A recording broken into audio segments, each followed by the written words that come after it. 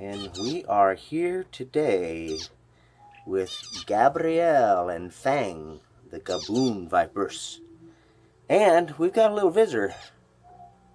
Let's see if we can go. There it is. That is Rambana.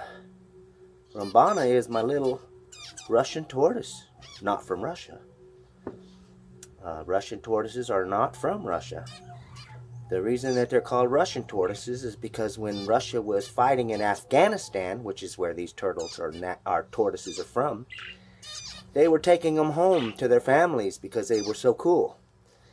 And so they got the name Russian tortoise. But these guys are not from Russia. They don't live in Russia naturally.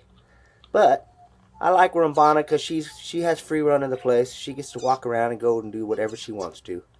She spends a lot of time out in the yard. So anyway, that's an introduction. We'll get back to the subject matter on hand. And that is the feeding of these Gaboon Vipers. Which if you can see over there in that corner over there. Let me see if I can zoom in right quick. I'm kind of in the light. But you can see inside that little cave there. That is Gabrielle. Yeah, that's Gabrielle. Okay. And then if we look over this direction and we look down in that substrate right there, you can't really see. It's kind of hard to see because he's so well camouflaged in there that you can't see him. So I'm going to leave this zoomed in for now because I think that Gabrielle is going to grab this rat pretty quick because it's been just over a week since they ate. And they like to eat. So, I'm going to grab this little white rat. And we're going to put that in there with Gabrielle. And we're going to let her eat. She noticed. You can see her head jerk over there. So she knows it's there. Let's see how long it takes her to get it. One thing about these Gaboon Vipers is they like their prey to walk really close, like right in front of their face. They won't go across like a cobra. A cobra, if they see it across the other side of the tank, they'll run all the way to the other side of the tank to get it. But Gaboon Vipers, they don't do that. They wait and let that thing run right in front of them. So once it gets right in front of their face, then they get it. Unless y'all like my music. Some people complain about the music. Some people like it. I like it. And it looks like I won't be doing a lot of editing.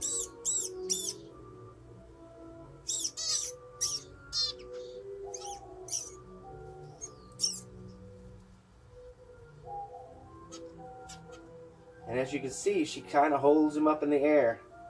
He can't really get traction to try to run away because she grabs them and then she holds them up in the air where they can't really get traction.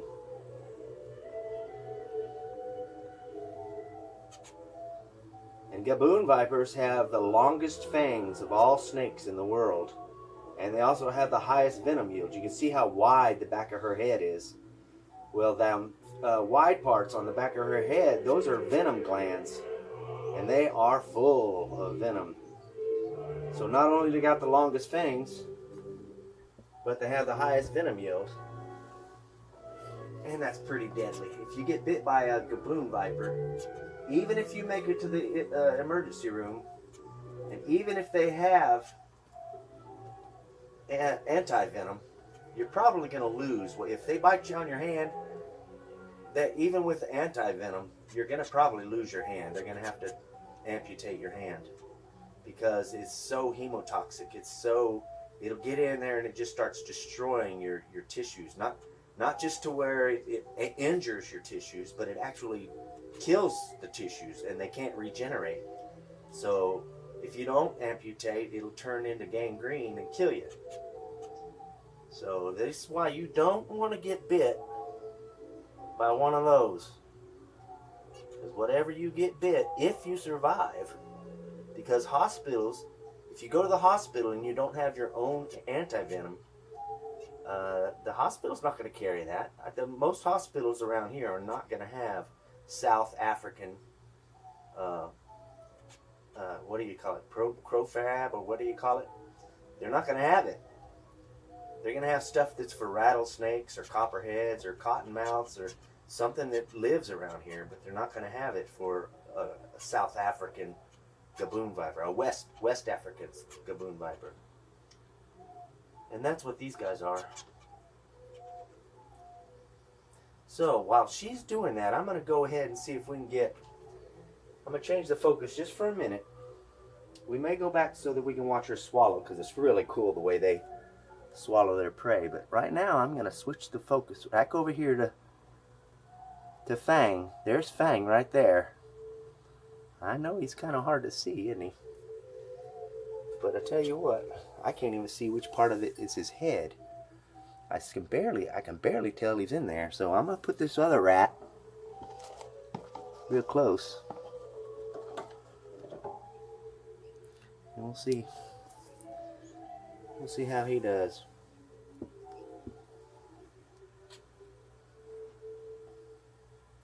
I don't see any movement yet, so I'm not sure if he noticed. I'm not even sure which direction his head is.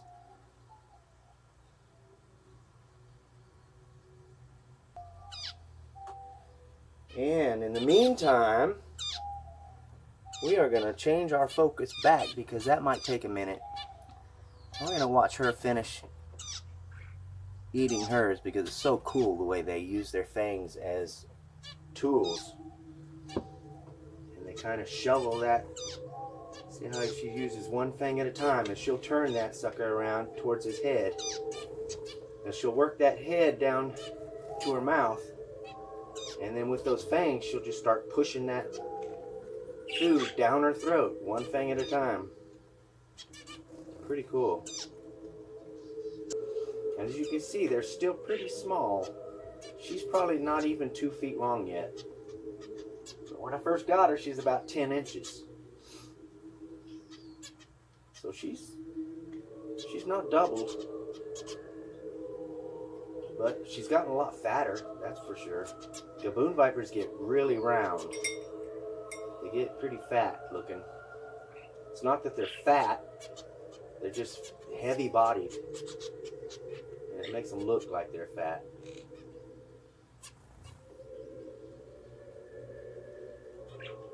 She looks like she's changed her mind. She's going to go back the other direction.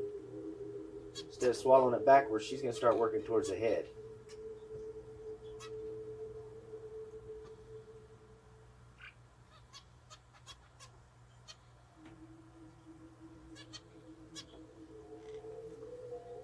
And what's cool is when you have two Gaboon Vipers in the same side by side, it's pretty obvious which one's a male and which one's a female. Especially when you have one to compare them to. If you just had one or the other, you might still have to second guess whether it was a male or female. But when you have them side by side, it's obvious. Even though Fang is a little bit shorter bodied than Gabrielle, his tail is quite a bit longer than hers. And that's a dead giveaway that he's a male and she's a female. So I got a pair of them. In another couple of years or so, I'll have a whole bunch, because Gaboon Vipers have lots of babies. They can have probably on average about 50 babies. And that's going to be something. That's going to be a chore just to find homes for 50 Gaboon Vipers.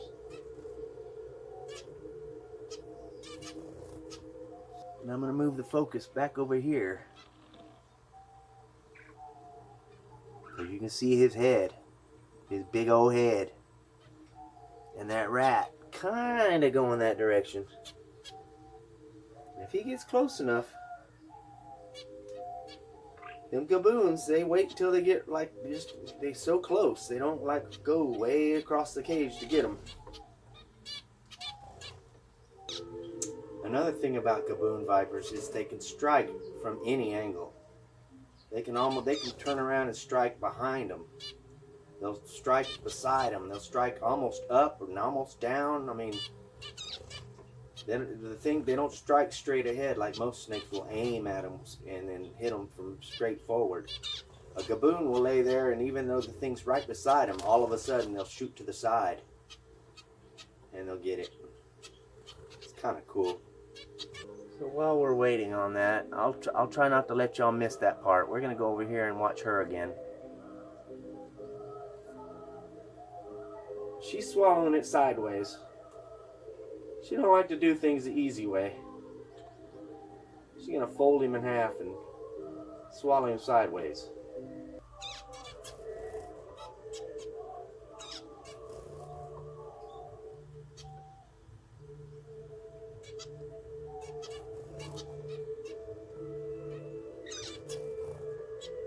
In the world, they're like a little tapestry. Just their markings are so well organized and so consistent. You know, some things like a Burmese python or a royal python or certain things like that, their patterns are so, they're not uniform. They're just all kinds of splotches this way or that way, or circles this way. It's not really as uniform. Well, these, their markings are very intricate and yet very well organized. And they're consistent. They're almost, you know, they're very consistent all the way down their body.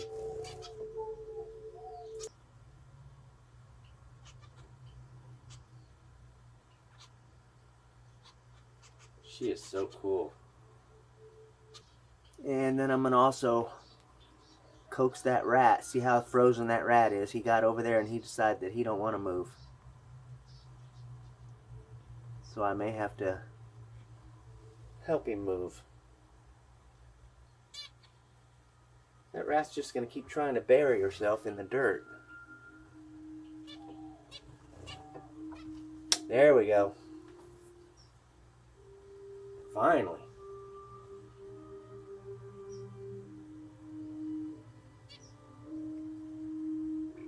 And I don't know, if you look real careful, you can see the wide part on the back of Fang's head. When he strikes and grabs a rat like that, you can see that they kind of, those venom glands get little bitty dents. You can tell where that he's pumping venom in there. Those little venom glands, you can see it kind of deflate. And so that's what just happened. It's probably going to be hard to see on the camera. But I like to, and not everybody watches the whole thing, but some people, like myself, I like to watch the whole thing. So not only, I like to watch them hunt, I like them to catch the prey, strike the prey, kill the prey, and then I like to watch them swallow it. And once they're through swallowing it and it gets down in their stomach, then, you know, and maybe a fang stretch. But I like to watch the whole procedure. So some people don't like it if you ain't got patience. I know some people, they don't have the patience. They don't want to sit and watch the whole thing. They want to watch the action, you know, that 30 seconds of striking and killing, you know, maybe a couple of minutes, and then their patience is wore out and they move on to something else. And because Fang swallowed it head first, you can see that he's almost through already. He didn't work on it as hard as Gabrielle did.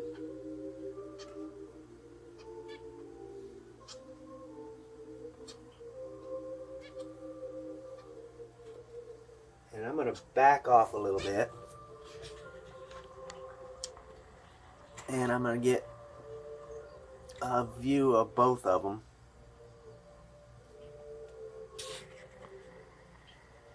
Because they may give us a fang stretch. She sees me. You see her looking at me funny. And Gaboon Vipers have to be watered. Just because there's a water dish over in the corner doesn't mean they're going to go over there and use it. So ever so often I get them out and soak them for, you know, an hour or so. Let them get plenty of fluid in them, and it also helps with their shed, so they shed completely.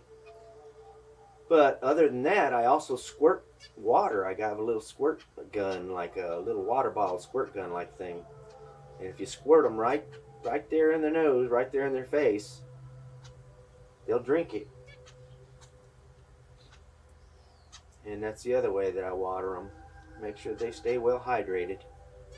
I'll go ahead and put that sphagnum moss back in there. So I know they like to hide up underneath it.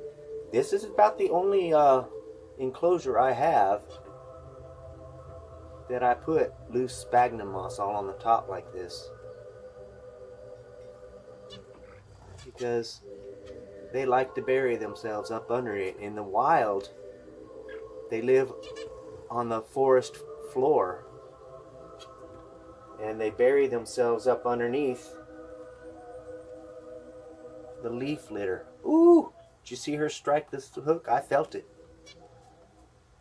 She just struck this hook. She says, "Hey man, what are you doing?" Trying to catch up on my videos. I had right near 100 of them at one time, and a bunch of them got taken down, and I'm building them back up now. So make sure that you keep up. We are on the increase. All right, love y'all. Bye.